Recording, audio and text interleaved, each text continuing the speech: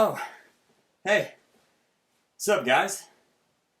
What is your biggest fear? Think about it for a second. Maybe for some of you it's heights. Others, maybe clowns. For most, I'd say it's probably M. Night Shyamalan films. But for me, I think my biggest fear would be going blind. But the thing about those other fears is that they're temporary. They go away after a period of time. With heights, you eventually come back down safely to ground level. With clowns, the dude just has to remove his wig, the face paint, and the goofy clothes, and he's just a regular guy.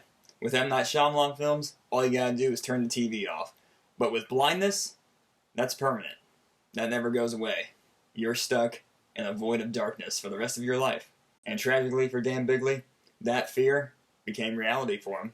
So with that, welcome back to the channel, everybody. Today on the Acorn Book Club, the nuttiest book club on the internet, we discuss Beyond the Bear by Dan Bigley.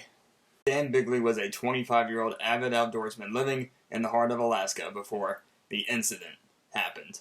After an entire day spent fishing, Dan and his friend John wine and dine at a local roadhouse when they overhear someone mentioning how there is a limited supply of redfish in a river called the Sanctuary. These types of redfish in particular had mainly eluded Dan and John during their earlier fishing excursion, so to hear that there were only 3 remaining redfish in the Sanctuary River was too tempting to pass up, and so their day of fishing resumed. Bears appearing in the Alaskan woods and trails was pretty common knowledge for anyone familiar with those areas, so for Bigley, his paranoia meter really wasn't going off at this point. By the way, I didn't make up that paranoia line either. Bigley mentions it himself right here on page 22. It's kind of tough to see with the lack of focus, but I underlined it right there. His paranoia meter. That one didn't go overlooked there, Mr. Bigley. Now, I could try and explain what happened to Bigley after this, but the imagery in this book will do a lot better job at that. This is Bigley's CT scan immediately following being mauled by a bear. I mean, oh, look at that. That is gruesome.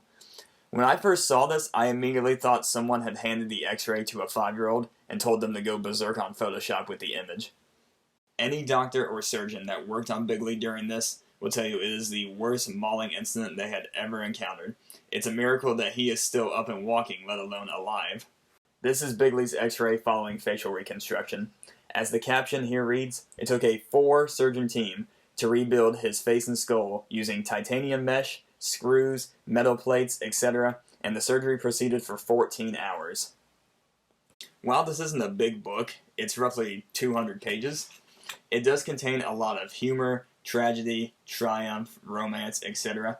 It doesn't just specify the recovery effort of Bigley and the years it took for him to actually gain independence while being blind.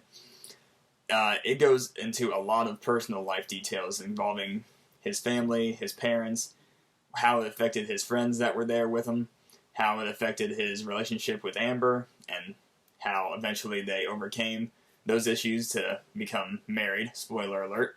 But they do eventually get married and have 2 kids. Or at least at this point in time they have 2 kids. Maybe they'll have another one. I don't know.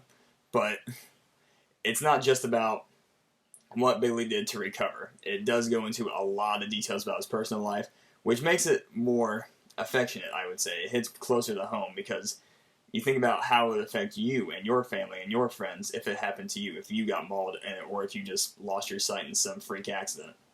All in all, this is really an uplifting memoir that really puts into perspective how mundane most of our problems are in comparison. I give this book a solid A grade because it's an enjoyable read, and Dan Bigley himself is a pretty inspirational figure. If he can overcome being mauled by a bear, losing his sight, never getting to fully experience his passion as an outdoorsman again, and the severe trauma and extensive recovery he's had and honestly still has to endure on a daily basis, then I think we can overcome whatever obstacles are interrupting our lives. Lastly, just remember to at least every once in a while, hug your parents, hug your friends, hug your partner, and enjoy your surroundings whenever you're out and about, even if you're having a bad day. Because I promise you that if you don't like the people that you're looking at, that there are some people, such as Dan Bigley, that would give anything to be able to look at those people one more time. And with all that being said, thank you everybody for watching.